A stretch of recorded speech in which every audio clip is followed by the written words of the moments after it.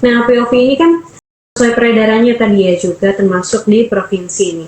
Apa sih peran kesehatan masyarakat veteriner, terutama yang di daerah nih Mas Ari dalam mendukung program MBG dan upaya apa saja yang telah dilakukan?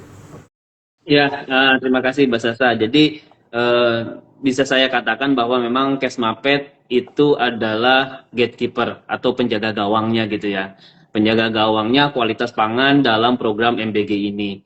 Peran ini memastikan protein hewan yang masuk ke tubuh anak-anak itu tidak hanya mengenyangkan, tapi juga memang aman, bernutrisi dan bergizi tinggi gitu ya. Nah, terus adapun peran Kesmapet di provinsi ataupun misalnya kabupaten kota, kami adalah sebagai eksekutor dan juga mungkin sebagai auditor lapangannya.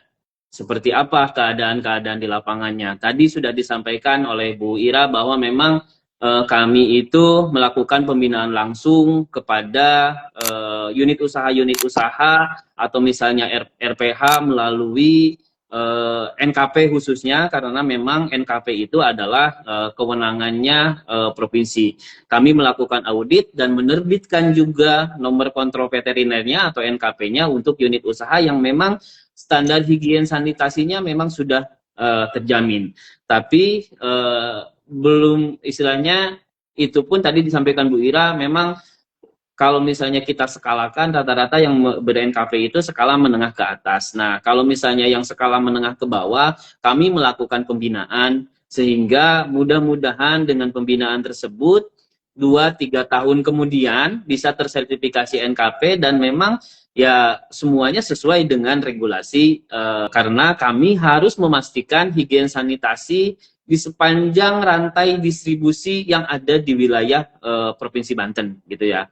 Selanjutnya tadi juga disampaikan bahwa kami juga sebagai otoritas veteriner di Provinsi Banten itu menerbitkan SKKH dan SKPH atau sekarang itu ya turunannya adalah SP gitu. Nah, untuk pengawasan lalu lintas hewan dan produk hewan yang ada di Provinsi Banten, dan sejauh ini memang sangat fantastis gitu di Provinsi Banten. Perputaran uang untuk perunggasan Provinsi Banten itu sangat dahsyat. Kami kemarin menghitung melalui aplikasi Isiknas Lalin itu sekitar yang untuk perunggasan saja sekitar 8 triliun rupiah dan totalnya itu ada di angka 14,8 triliun gitu.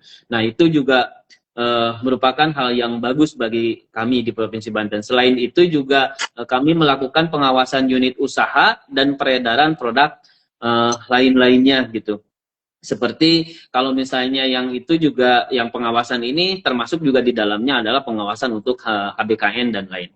Nah, selain itu juga upaya konkretnya yang telah kami lakukan, ada 3 langkah yang kami lakukan untuk upaya konkretnya. Pertama adalah tadi karena memang NKP itu menjadi wajib gitu, kami melakukan percepatan sertifikasi NKP gitu. Kami jemput bola, mendampingi peternak, khususnya mungkin peternak yang memang 70% mungkin kalau program MBG itu adalah telur dan daging ayam gitu ya. Jadi kami prioritaskan yang itu, kami ajak mereka untuk yang belum memiliki perizinan yang bagus atau yang lengkap gitu.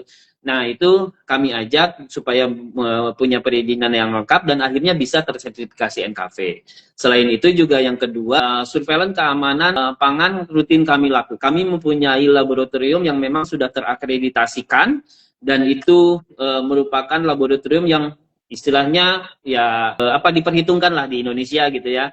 Dan itu kami melakukan seperti pemeriksaan bebas residu antibiotik, bebas salmonella dan lainnya. Yang ketiga yang kami lakukan adalah pengawasan rantai dingin atau cold chain. Karena memang hampir ya mungkin kalau kami lihat di lapangan ya, yang terutama SPPG yang tahap 1 itu kulkasnya masih kulkas-kulkas kecil sehingga kami masih menyaksikan apakah cold chain-nya berjalan dengan baik atau tidak. Itu dan intinya adalah Mapet pusat dan daerah itu hadir untuk memberikan yang asuh, yang aman, sehat, utuh dan halal, berusaha untuk mengamankan itu semua. Mungkin itu Mbak Syasha.